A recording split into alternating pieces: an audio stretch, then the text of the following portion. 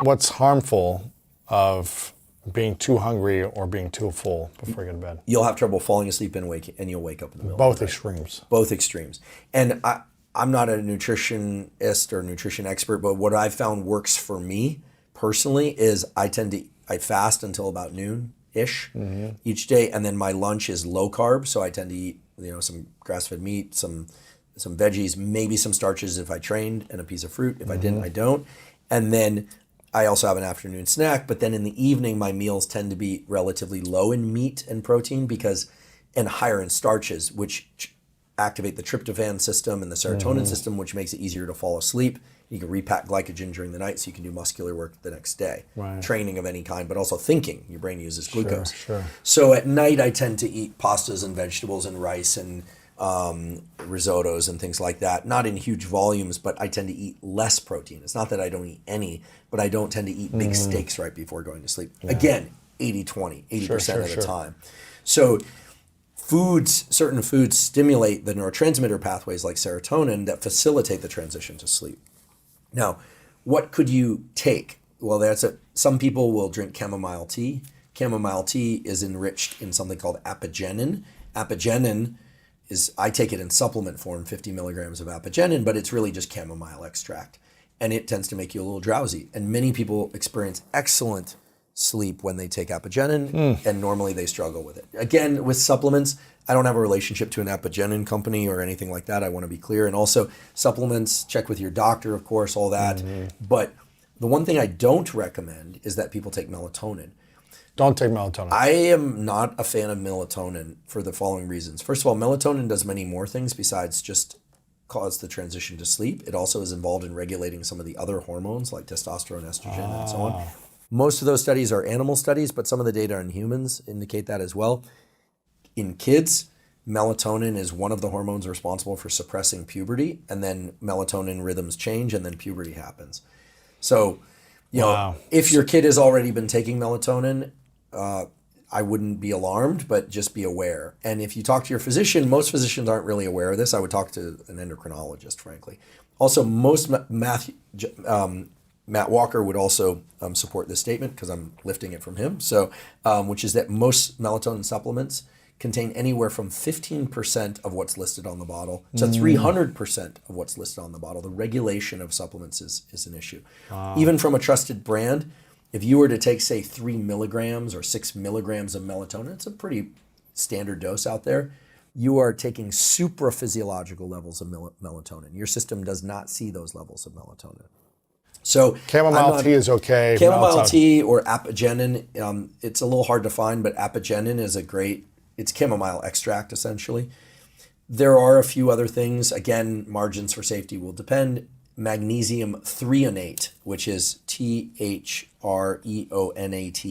threonate, 140 milligrams or so of magnesium threonate. Again, you could just shop for cost. I don't want to name brands, even though my podcast is associated with one. I don't want this to become about that. The magnesium threonate, many people take in 30 to 60 minutes before sleep with apigenin. Many people find great benefit. Yes. I am not a fan of taking serotonin or serotonin precursors, 5-HTP, L-tryptophan prior to sleep for the following reason. The architecture of sleep, as Matt probably discussed here, I need to watch that episode. He's so good.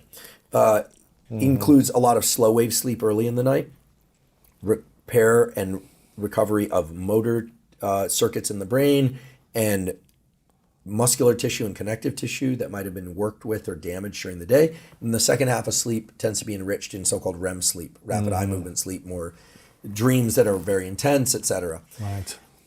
That architecture is exquisitely controlled by levels of serotonin at one point and not having serotonin at others, having acetylcholine release being very tuned to particular times in the night. When you start messing with the serotonin system, you disrupt that. So my experience with 5-HTP, I took it to go to sleep, or L-tryptophan, as I fall asleep, like I got clubbed over the head by a grizzly bear, and then I wake up an hour and a half later and I cannot fall asleep. For me, for 2 days. Wow. Very intense. Now I'm pretty sensitive to these things, but that's why I'm not a fan of those, and I rely on magnesium threonate, apigenin, and some people also take theanine, but for the time being, I think magnesium threonate and apigenin or chamomile are great. If people don't want to take supplements, chamomile tea is a terrific mild sedative to just kind of turn off some of that thinking. Relax. Okay.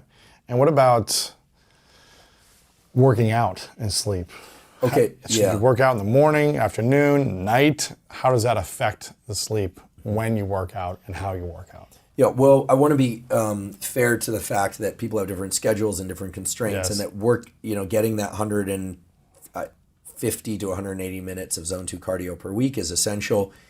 People should be doing some resistance training regardless of goals or in order to maintain muscle, because it's so important to avoid injury and maintain metabolism, etc. So you need to get it in somehow, but you then have to ask yourself what's happening around that workout. So are you going into a brightly lit gym at 11 o'clock at night and blasting music, and are you drinking 3 espresso or an energy drink before you go? You're going to be awake. You're going to have a hard time going to sleep. It's not just the workout, it's the context around the workout. Yes. My preference is always to work out as early in the day as possible. That's my preference. I don't always accomplish that.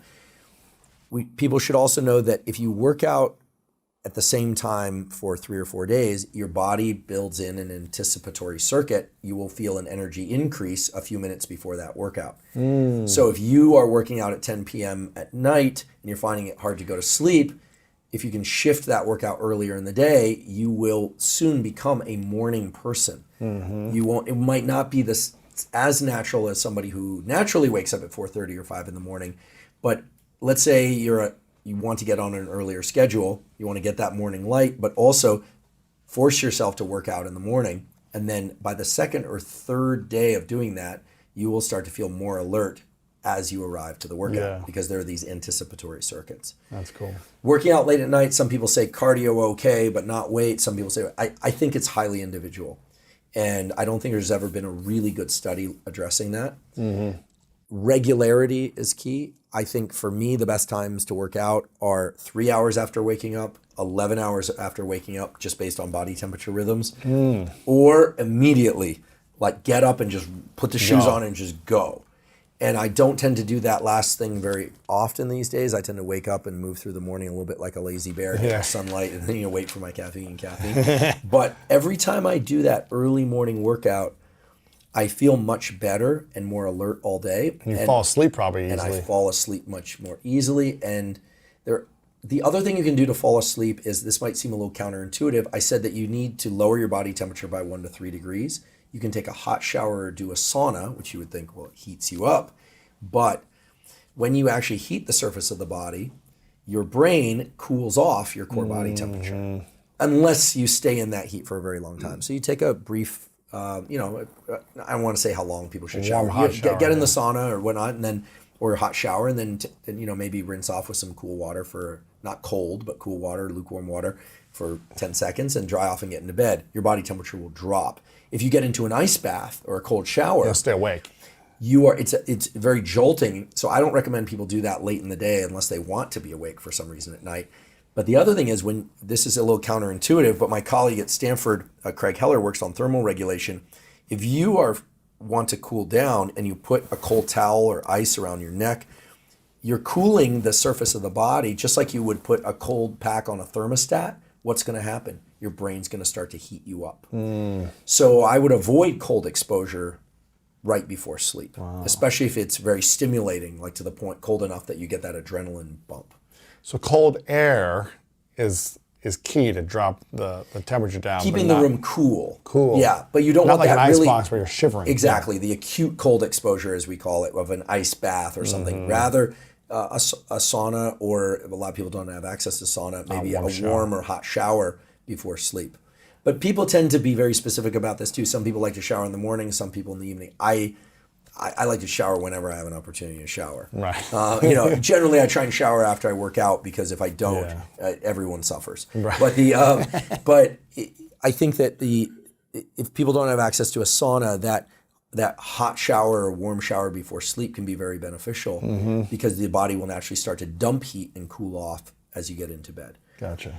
And then in terms of the actual architecture of sleep and dreams, with dreams, the dreams in the beginning of the night tend to be kind of mundane and seem kind of ordinary, and the dreams toward morning tend to be more intense. This is You wake up and you remember like what just happened. That's right. Not what happened in hours before. Right. And the early part of the night, in very broad strokes, the early part of the night tends to be when we release growth hormone, when we tend to repair motor circuits and damaged tissues.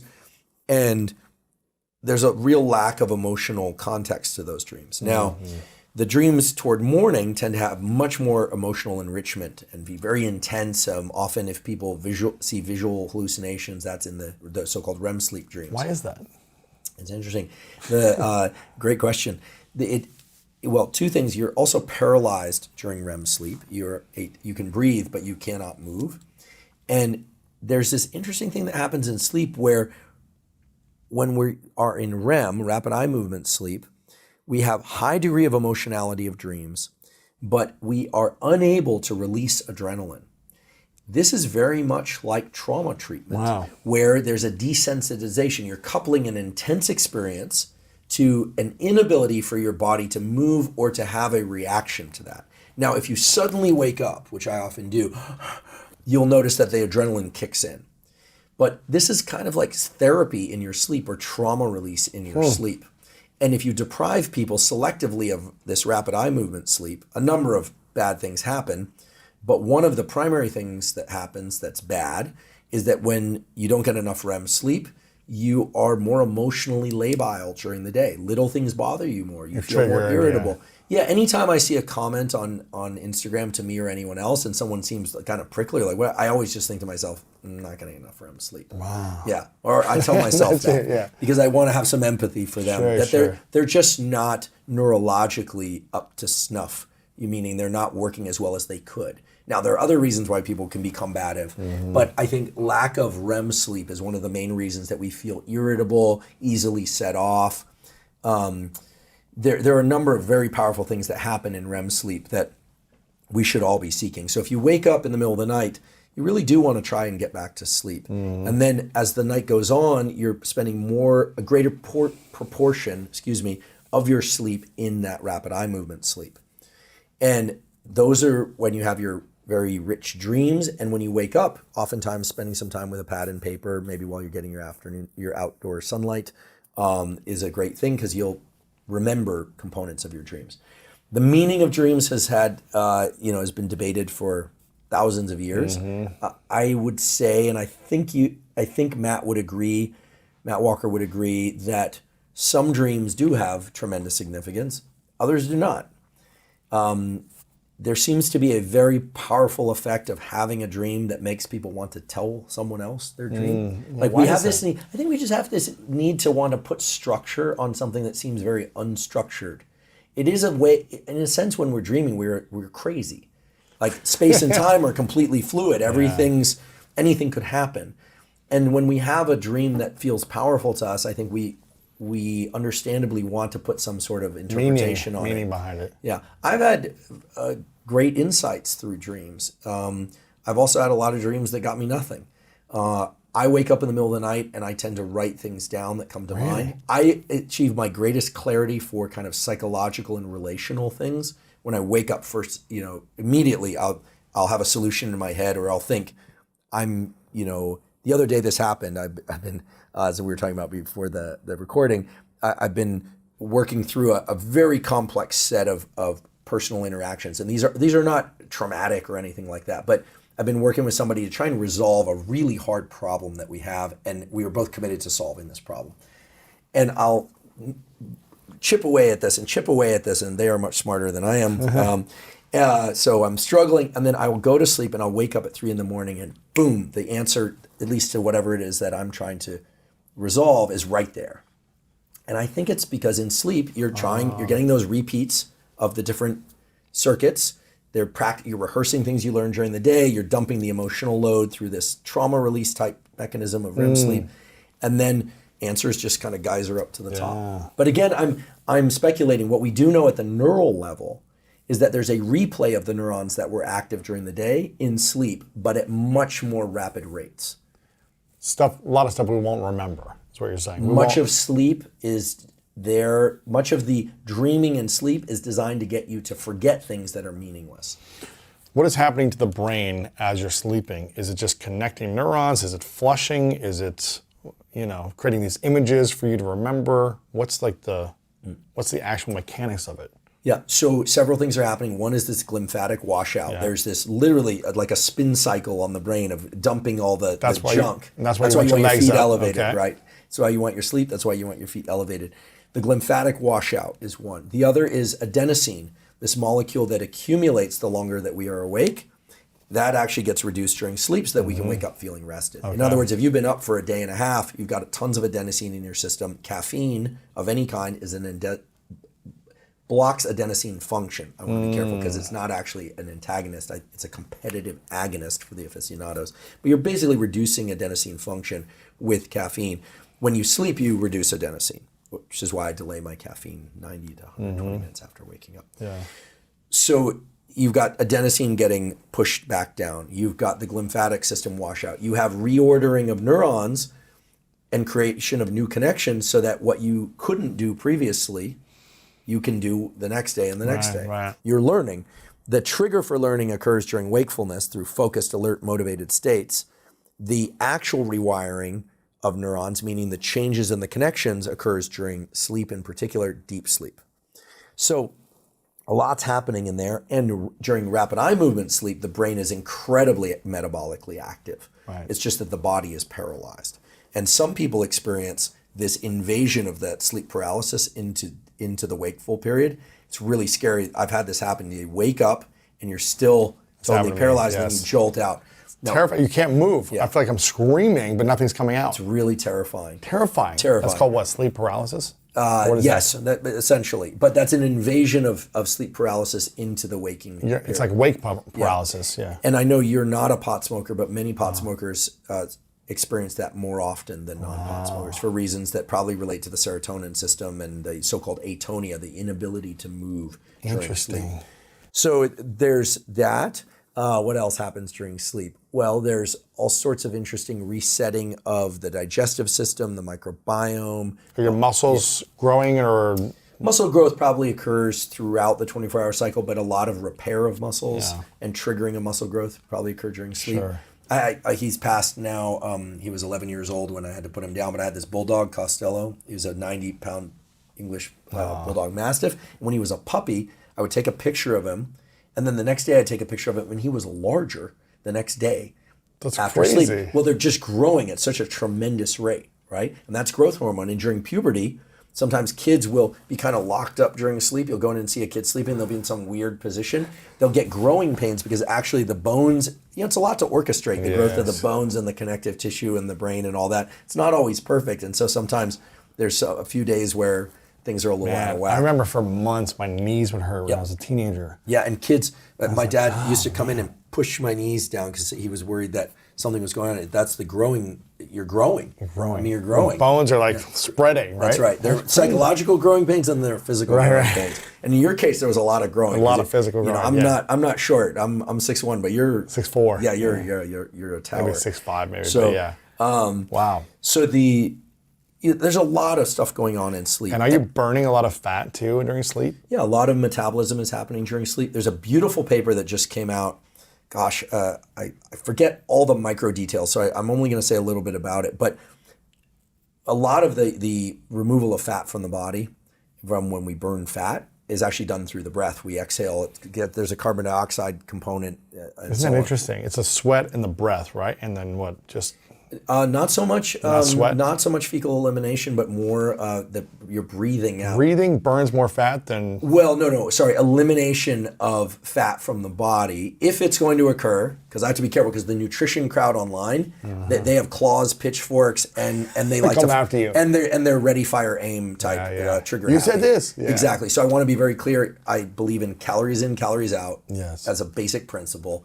There are people out there arguing different, but basically, if you ingest more calories than you burn, you're going to gain weight. If you keep them more or less equal, you're going to maintain, and if you burn more than you ingest, you're going to lose weight. Yeah. Okay, whether or not you lose from muscle, fat, or other body compartments is a different story, but utilization of fat as an energy source and the elimination of adipose tissue, of body fat, eventually boils down to something where, yes, indeed, you are exhaling the eventual molecules. Okay, but crazy. Among other, there are some other routes as well. I mean, How much fat are we exhaling a week? well, it depends on whether or not you're in a caloric deficit or not. If we're in a deficit, then we're exhaling that fat? Essentially, well, but it's been broken down into a number of different metabolic components. That's crazy, isn't It's it? really wild to think about. Well, if you think, yeah, and you might think, well, why not just remove it through the digestive tract? But it's part of a whole lipolysis, meaning the utilization of fat for energy, the lipolysis cycle and an energy cycle. You know, if those of you that enjoyed or suffered through college or high school, you know, the Krebs cycle and ATP production in the mitochondria and cells and so forth. That was a whole business there. Yeah. But so in sleep, this paper shows that, you know, each stage of sleep is actually associated with a different mode of energy utilization and carbon dioxide offloading and so forth. Or in the last episode, we talked about ideally you are nose breathing during sleep. You are not mouth breathing. So some people actually will shut their mouth with a little bit of medical tape. Huge benefits to that for getting enhanced oxygenation of the brain and body. You do not want to have sleep apnea. Sleep apnea is associated with sexual side effects in men and women. It's associated with cardiac arrest. It's associated with a number of bad things. A lot of people who are carrying a lot of extra weight, who sleep on their back, or even just who are carrying a lot of extra weight, unfortunately, they have a buildup of carbon dioxide in their system at night, especially if they're mouth breathing, and they wake up not feeling rested. In all individuals, regardless of you know, phenotype, as we say, their genotypes and their phenotypes. Right. Regardless of phenotype, the kind of droopiness and the bagging of the eyes that can occur from sleep apnea and the effects on. So become a nose breather. We talked about that in the last episode, how to become a nose breather. But you want to nose breathe during sleep if you can. Yes. And your partner will thank you too because you're not snoring as much. Do you nose breathe at sleep? I think I do. Yeah. I think I do. I'm told I snore a little bit from time to time. Right. And, you know, a lot of people, even people who aren't carrying a lot of fat, but people who are carrying a lot of muscle, who sleep on their back, oftentimes they're kind of suffocating during sleep. Every time I hear about a bodybuilder or a very large athlete dying, it's almost always a heart attack during sleep. They're on their back. Or their side, but they're asphyxiating, and there's a beautiful relationship between breathing and heart rate. Simply, when you inhale, your heart rate goes up, and when you exhale, your heart rate goes down. Wow. And this has to do with the movement of the diaphragm and the change of the shape of the heart and signals from the brain. I won't go into all that, but when you inhale, your heart rate speeds up, and when you exhale, it slows down, and that's respiratory sinus arrhythmia for the aficionados. So. Okay. You know, you want to create an environment around your sleep where it's dim lights in the evening, you've had your meal, maybe a cup of chamomile tea towards sleep, maybe you use supplements, maybe you don't. You wake up, get sunlight in your eyes. This is the kind of landscape you want to create. Sure. Cool room. You want to avoid very stimulating stuff, conversations and activity, you know, right before sleep. Yeah. Now, some stimulating activities before sleep, we won't go into details, have a rebound effect afterwards. Matthew Walker's actually talked about this, how certain types of activities cause a rebound in they're very... So sexual activities. Yes, I'm not trying to be vague here. Yes. What does that do for sleep if you have sexual activities before sleep? So sexual activity includes it's really remarkable at the level of autonomic nervous system. So sexual activity involves an increase at first in the so-called parasympathetic arm of the autonomic nervous system, the relaxation system. But then it involves increases in the sympathetic arm of the autonomic nervous system. And orgasm in men and women is actually purely driven by the sympathetic nervous system, the stress system. Huh. Okay. And then the post-coital period is when the parasympathetic nervous system kicks back on and there's a deep relaxation. So is it good to have sexual activity before bed or not that good? According to the architecture of what I just described, yes. Yes, it's good? Yes, it's good. Yes, it's good. Yes, it's good. It helps people sleep. And when Matt Walker came on my podcast, we talked a little bit about some of the data on this. Now, even then, you know, so there are all sorts of questions about this that are now coming out. Now, the the interesting thing about studying sex in the laboratory is very hard to do, right? I mean, there are ethical reasons, there are complicated reasons, and good studies have to be done in laboratories or by self-report. And with self-report, people lie, right? And make up stories in one direction or the other. They're doing more of what they would like to be, they're either reporting more of what they'd like to be reporting of or less of what they would like to be reporting less of. But doing those sorts of studies in the laboratory is very difficult. There are sleep laboratories, but it's not often that couples are coming in and staying in those sleep laboratories together, although that does happen from time to time. But yes, after sex, there's a rebound in the parasympathetic nervous system, which is a deeply relaxing component of the nervous system. And the reasons for that aren't clear. I mean, one idea is that it's designed to put people in close proximity, not just run off and look for another mate immediately, and to smell each other and pair bond through some of the pheromonal systems. Yeah. Powerful. But, yeah. Yes, very powerful. An interesting form of pre-sleep, biology for sure, and one that, let's be fair, as we were talking about during the break, every species has two main goals: to protect its young and to make more of itself. And while not all sex is designed for reproduction or used for reproduction, I mean the whole architecture of the reproductive axis, as we say, from brain down to genitals, is designed for that arc of parasympathetic, sympathetic, and then parasympathetic. That's interesting. Yeah. Oh, and the duration of that varies between individuals. Okay. That was a joke. Sorry. Yeah. You got to go at least 10 minutes to get the full effects. I'm not setting the parameters that people should or should not follow. That is not my domain. This is powerful stuff, man. I'm so grateful for your wisdom, as always. Huberman Lab. Make sure you guys check out the podcast. One of the top podcasts in the world right now. It's incredible. People love the science. They love the neuroscience, what you're teaching over there. You got a lot of great stuff about brain states, around fear, courage, anxiety, calm, how we can better move into and out of them through visual cues, breath work, movement, supplementation, and all sorts of great stuff. Amazing research. HubermanLab.com. Huberman Lab everywhere on social media. You go live on Instagram. You post on the podcast every week, YouTube.